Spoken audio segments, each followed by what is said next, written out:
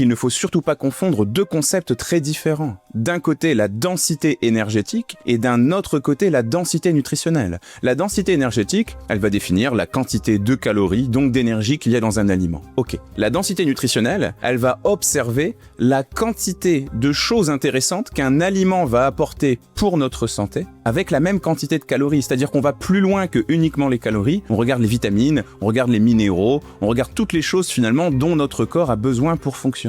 Un aliment qui contient beaucoup de calories et rien d'autre, on dit qu'il contient des calories vides. C'est le cas du Coca-Cola, et si vous voulez mon avis, c'est aussi le cas de la margarine. Un aliment qui a une densité nutritionnelle haute apporte des calories, certes, mais apporte aussi, en plus, plein de petites choses absolument nécessaires pour notre équilibre alimentaire et notre santé. Et ici, c'est complètement le cas du beurre, puisque le beurre renferme des vitamines très intéressantes pour notre santé. On les appelle les vitamines liposolubles, parce qu'elles se cachent dans les lipides, donc dans le gras, et ce sont les vitamines A, vitamine D, vitamine E et vitamine K.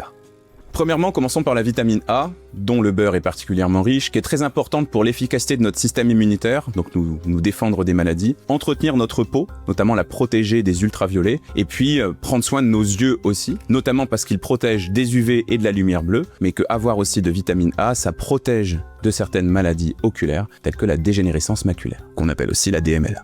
Ensuite, le beurre est source de vitamine D et de vitamine K. Et ces deux vitamines sont super importantes parce que premièrement, la vitamine K, elle va récupérer le calcium que vous consommez, très important pour nos os. Et la vitamine D, elle va aider le calcium à se fixer sur nos os. Donc ça, c'est super important quand on veut se protéger, par exemple, d'une fragilité osseuse. Et on va aussi retrouver de la vitamine E dans le beurre. Elle est très intéressante parce qu'elle est antioxydante. C'est une vitamine qui a la capacité de rentrer dans le cœur de nos cellules, aller chercher les petites choses qui fonctionnent mal, et puis ressortir de la cellule pour ensuite aller l'éliminer grâce à la vitamine C, grâce aux reins, grâce au foie, grâce aux urines, bref.